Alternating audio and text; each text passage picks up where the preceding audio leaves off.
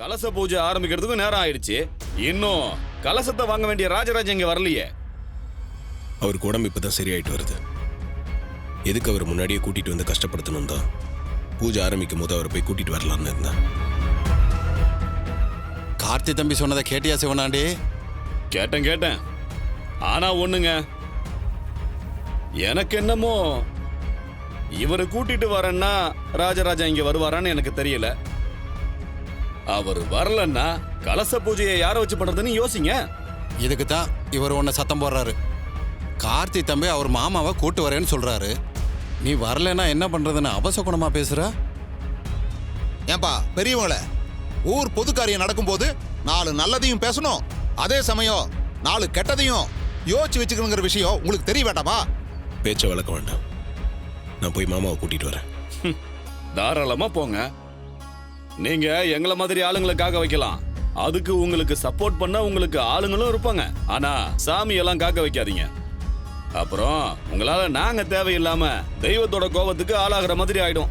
நான் தான் மாமாவை கூட்டிட்டு வரேன்னு சொல்றேன்ல, தேவையில்லாம என்ன வம்பு கிழக்காதீங்க. இங்க பாருங்க, நான் யாரையும் வம்பு கிழக்கல. இங்க இருக்கிற ஊர் மக்கள் மாதிரி கலச பூஜை நடக்குமோ நடக்காதோங்கிற பயத்துல தான் பேசிக்கிட்டு இருக்கேன். கலச பூஜை கண்டிப்பா நடக்கும். நீங்க இவ்வளவு நம்பிக்கையா பேசுறத பார்த்தா எனக்கு சந்தோஷமா தான் இருக்கு. ஒரு வேளை உங்க மாமா இந்த கலச பூஜைக்கு வரலன்னு சொல்லிட்டா நீங்க என்ன பண்ணுவீங்க சொல்லுங்க? அதே நீங்களே சொல்லிடுங்க. இதுதானே பெரிய மனுஷத்தனம். ஏமாவனே, கார்த்தி தம்பியை என்ன பண்ணணும்னு சொல்லிட்டாரு. இப்ப நீ என்ன நினைக்கிற அதை சொல்லு. ரோகிணிங்க மாப்ள. மாமா இங்கதான். இதை வந்துட்டான் மாமா. கொடு.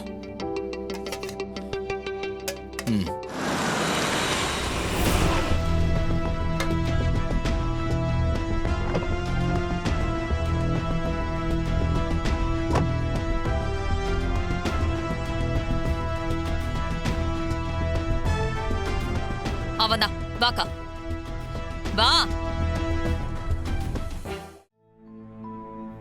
வாங்க மாப்ள, உட்காருங்க. இல்ல பரவாயில்ல, இருக்கட்டும் மாமா. நீ எதுக்கு இங்க வந்த? உன்னை யார் வீட்டுக்குள்ள வர சொன்னது? சந்திரா, வீட்டுக்கு வந்தது விரோதியாவே இருந்தாலும் வான்னு கூப்பிடுறதா நம்ம பண்பாடு.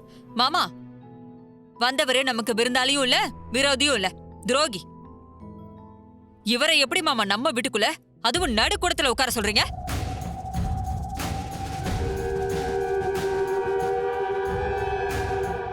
சின்னத்த, சகலை இல்லைன்னா இன்னைக்கு மாமாவே இல்லை. அந்த நன்றிக்காக தான் சகலைய மாமா உட்கார சொன்னாரு. இதெல்லாம் ஒரு தப்பா? தப்புதான் மாப்ள. என் அக்கா பழைய பகையெல்லாம் தள்ளி வச்சுட்டு ரேவதி விருப்பத்துக்கு இவரை கல்யாணம் பண்ணிக்க கேட்டதுக்கு விருப்பலன்னு சொன்னாருல, அதுக்கப்புறம் எதுக்கு இங்க வராரு? சித்தி, முடிஞ்சு போன விஷயத்தை பத்தி பேச வேணாம். சந்திரா, கொஞ்சம் அமைதியா இரு. அவர் எதுக்காக வந்திருக்காருன்னு முதல்ல தெரிஞ்சுப்போம். எங்க குடும்ப வழக்கப்படி கலச பூஜையை மாமா தான் செய்யணும்.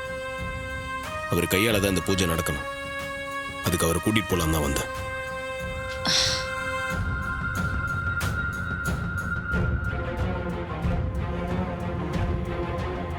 ரோகிணி, ரேவதி விஷயத்துல அப்படி பேசினதுக்கு பிறகும் அத்தை கிட்ட வந்து இப்படி பேசுறாருன்னா சகலைக்கு ரொம்ப தைரியம் ஜாஸ்தி தான்.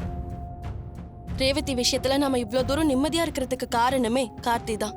அதை மறந்துடாதீங்க. அதெல்லாம் தெரியும் ரோகிணி, இருந்தாலும் ஒரு பேச்சுக்கு சொன்னேன்.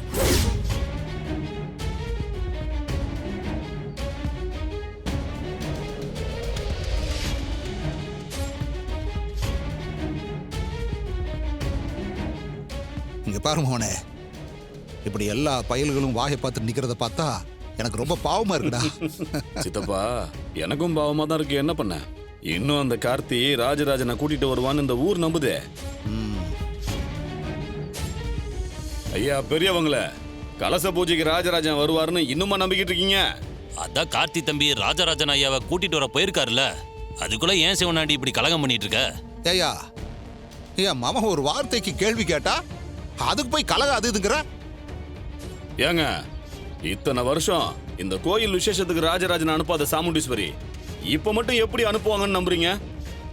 தேவையில்லாம நம்பி ஏமாந்து போக போறீங்க. நீ என்ன வேணாலும் பேசிக்க சிவனாண்டி.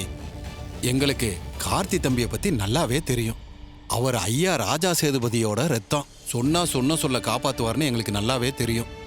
அவனே, ம் ஊர்க்காரங்களுக்கு எவ்வளவு நம்பிக்கை பாத்தியா? விடுங்க சித்தப்பா, நாம இந்த ஊருக்கு நல்லது செய்யணும்னு நினைக்கிறோம். ஆ, வேணாம்னா நாம என்ன பண்ண முடியும்? ஆ.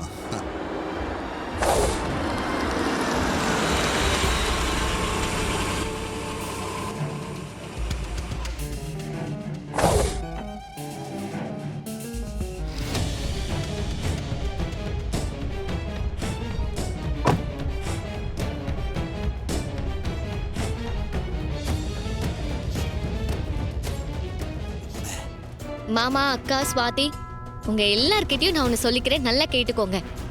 நீங்க யாரும் இங்க இருக்கிற யாரு கூடயும் பேசக்கூடாது, புரியுதா?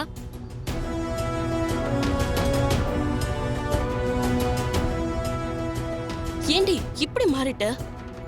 நானா மாறலக்கா, என்ன இங்க இருக்கிறவங்க தான் மாத்திட்டாங்க.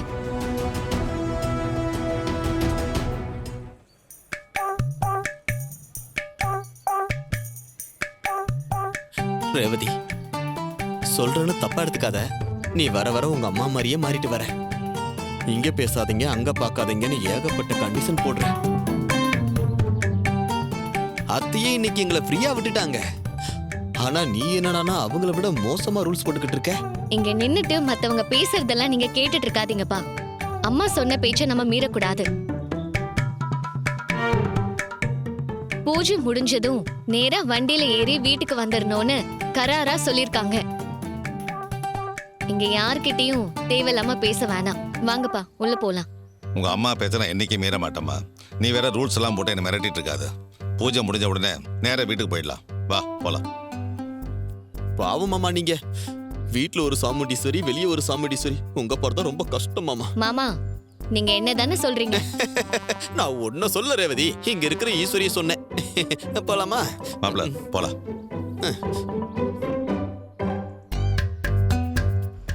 சந்திரா, என்ன நடக்குது? ராஜராஜா எப்படி கோயிலுக்கு வந்தான்? அதான் எனக்கும் தெரியலங்க. கார்த்தி வந்து கூப்பிட்டான், சாமுண்டீஸ்வரி விடமாட்டான்னு நினைச்சேன். ஆனா அவன் கூப்பிட்ட உடனே மறு வார்த்தை பேசாம மாமாவை அனுப்பி வைப்பான்னு நான் கொஞ்சம் கூட எதிர்பார்க்கவே இல்லைங்க. சாமுண்டிய மீறிய அந்த ராஜராஜனை கார்த்தியால கூட்டிட்டு வர முடியாது. நான் தான் இந்த கலச பூஜையை பண்ண போறேன்னு எவ்வளவு சந்தோஷமா இருந்தேன் தெரியுமா? இப்ப எல்லாமே போயிடுச்சு. அந்த கார்த்தி என் கனவுல பெரிய கள்ள தூக்கி போட்டுட்டான். நானும் நீங்க தான் கலச பூஜையை பண்ணுவீங்க, கோயிலுக்கு கிளம்பி வரலான்னு ரெடியா இருந்தேன். ஆனா என் அக்கா இப்படி ஒரு முடிவு எடுப்பான்னு நான் கொஞ்சம் கூட எதிர்பார்க்கல. பாத்து சந்திரா, உன் அக்கா கொஞ்சம் கொஞ்சமா கார்த்திக்கு சாதகமா நகர்ற மாதிரி இருக்கு. நீ கொஞ்சம் கவனமாவே இரு. அதை நான் ஒரு நாள் நடக்க விட மாட்டேங்க. நீங்க போனை வைங்க. நான் இப்பவே போய் அவகிட்ட எதுக்கு மாமாவை கோயிலுக்கு அனுப்புனேன்னு கேட்டுட்டு வந்துடுறேன்.